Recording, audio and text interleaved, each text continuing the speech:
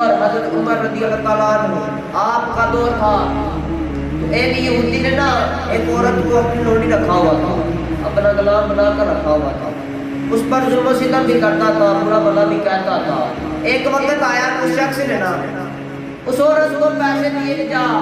تیل لے کر آ۔ عورت تیل لینے کے لیے گئی، ہاتھ میں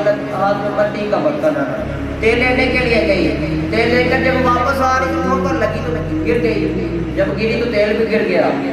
زمین نے تیل چوس لیا،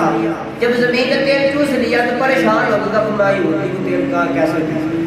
کیسے جانے یہودی کو اس کا جواب دو، یہودی تو مجھے برا بلا کے مجھ پر ظلم و ستم کرے گا، میں کیسے جاؤں؟ وہ اسی پریشانی میں رونے لگی، حتیٰ کہ اتنا رونے لگی گا روتی روتی گھر کو چلنے لگی۔ آگے سے حضرت عمر رضی اللہ عنہ آپ نے فرمایا کہ اماں جی کیا ہوا، آپ رو کیوں نہیں ہیں؟ تو کہنے لگی کہ